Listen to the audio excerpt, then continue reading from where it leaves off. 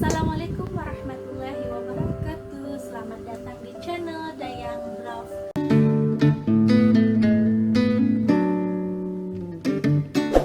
Nah teman-teman, kalian pernah nggak merasa ketika kalian dalam proses menghafal Al-Quran, kalian merasakan bahwa menghafal itu terasa sulit? Atau kalian merasa bahwa ketika kalian menghafal Al-Quran, kalian mudah hafal tetapi cepat juga atau mudah juga hilangnya? Atau kalian merasa dalam proses menghafal Al-Quran itu terasa sangat sulit menghafal, tetapi ketika kalian sudah menghafal terasa sangat cepat hilang hafalan itu? Nah teman-teman, kali ini aku mau berbagi atau share bagaimana tips atau langkah mudah dalam menghafal Al-Quran. Nah dimana tips ini atau langkah ini aku ambil dari sebuah buku. Ini dia 9 langkah mudah dalam menghafal Al-Quran, yang mana ini adalah karya dari Masjid Ubaid Al-Hafiz. Beliau adalah seorang praktisi penghafal Quran. Nah dimana di dalam buku ini beliau sangat menjelaskan bagaimana cara menghafal Al-Quran yang mudah itu. Beliau kemukakan ada 9 langkah dalam menghafal Al-Quran, yang mana dalam buku ini beliau mengungkapkan bagaimana rahasia hafal Al-Quran itu dengan cara belajar paling modern. Nah yang paling aku suka nih di dalam buku ini adalah bahwa beliau itu melakukan sebuah terobosan secara revolusioner, di mana beliau menggunakan teknik mengingat yang sangat efektif yang diterapkan dalam menghafal Al-Quran. Kemudian yang paling aku suka juga di dalam buku ini adalah gaya bahasanya, yang mana beliau menggunakan gaya bahasa yang sangat komunikatif. Nah sebagaimana kalau kita membaca buku, kita biasanya terasa seperti digurui ya. Nah kalau di dalam buku ini gaya bahasanya sangat komunikatif, seolah-olah seorang penulis ini dia sedang bertutur langsung di depan kita dan memandu kita gitu kan. Jadi terasa tidak digurui. Nah ini yang paling aku suka banget di dalam buku ini. Nah apa saja di dalam buku ini langkah-langkah mudah tadi gitu kan, tadi sudah disebutkan bahwa di dalam buku ini ada 9 langkah dalam menghafal Al-Quran. Kita buka yuk. Nah jadi di sini teman-teman, aku akan menjelaskan secara singkat saja karena buku ini sudah aku baca. Jadi aku akan jelaskan 9 langkah itu secara singkat ya. Dimana langkah yang ada di dalam buku ini, yang pertama adalah menanamkan kerinduan, kecintaan, dan keinginan yang menyala-nyala untuk menghafal Al-Quran. Jadi di dalam buku ini kita akan diajak bagaimana flashback, ya, motivasi untuk mengetahui kedudukan Al-Quran itu. Kemudian kita akan dibawa bagaimana kita akan merasakan keagungan Al-Quran dan keagungan bahwa ketika kita berhasil untuk menghafal Al-Quran, kita akan mendapatkan pahala, yang mana pahala itu adalah pahala yang sangat luar biasa, yang tidak akan pernah kita bayangkan sama sekali. Kita akan merasakan ketika kita berhasil menghafal Al-Quran, kedudukan kita akan disamakan dengan penduduk surga, dan bahkan kita akan dimuliakan. Ketika di surganya Allah, kita akan dipakaikan mahkota ya ketika kita berhasil menghafal Al-Quran. Dan di sini poin yang pertama atau langkah yang pertama ini kita kembali diajak untuk menanamkan kerinduan dan kecintaan kita terhadap Al-Quran. Nah kemudian langkah yang kedua adalah memupuk ikhlas ya, kemudian tawakal dan doa. Jelas ketika kita ingin menghafal Al-Quran, jelas kita harus kembali belajar ikhlas itu, karena yang namanya menghafal Al-Quran itu butuh kesabaran yang sangat luar biasa ya. Jadi harus ada keikhlasan, kemudian ada tawakal, dan juga yang paling penting adalah doa. Terus berharap, terus berdoa kepada Allah bahwa kita akan bisa menghafal Al-Quran itu. Nah kemudian langkah yang ketiga adalah jangan banyak beralasan. Nah yang paling aku suka banget di buku ini, mereka mengungkapkan, ya, penulis itu mengungkapkan ternyata ketika kita ingin menghafal Al-Quran itu kita banyak beralasan, entah itu sibuk, tidak punya waktu, kemudian juga mungkin faktor usia gitu kan. Ada yang mengatakan menggunakan alasan saya usianya sudah tua, daya ingatnya lemah dan lain sebagainya. Dan itu adalah berbagai alasan yang dikemukakan yang mana menghambat kita ya dalam proses menghafal Al-Qur'an. Nah, di sini di langkah yang ketiga kita akan diajak untuk jangan banyak beralasan. Kemudian yang keempat, ya langkah yang keempat adalah menguatkan keyakinan diri dengan kata-kata yang positif.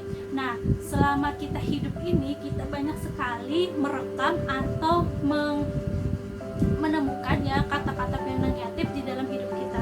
Nah, di sini kita akan ditanamkan bagaimana kita harus merubah mindset ya, bahwa misalnya sulit menghafal Al-Quran, kita akan diajak mudah menghafal Al-Quran.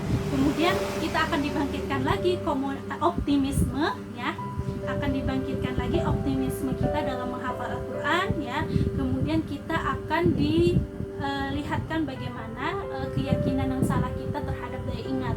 Tadi dikatakan ada orang yang beralasan tidak menghafal Al-Quran karena alasannya adalah faktor usia, dan faktor usia yang usia lanjut itu membuat daya ingat menjadi lemah dan lain sebagainya. Nah, kita akan di sini akan kembali dilihatkan bahwa daya ingat itu sangat tidak berpengaruh dengan faktor usia. Kemudian kita juga akan diajak untuk senantiasa berpikiran positif. Nah, kemudian langkah yang kelima adalah menciptakan rasa rileks dan suasana belajar yang ideal.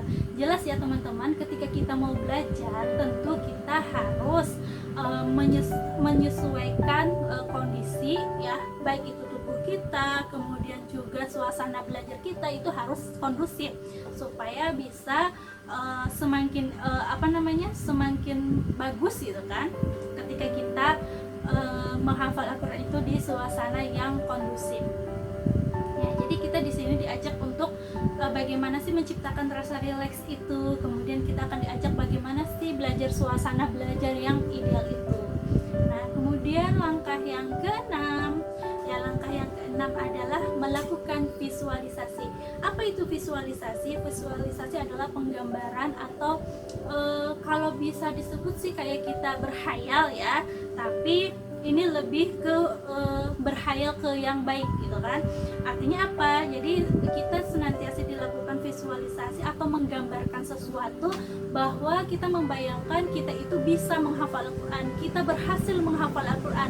Terus saja kita bayangkan, kita visualisasikan ya, baik itu sebelum menghafal gitu kan, kemudian sebelum tidur, dan juga setelah setiap selesai sholat. Kita senantiasa bervisualisasi, karena visualisasi ini akan membantu kita dalam memudahkan kita dalam menghafal Al-Quran ya.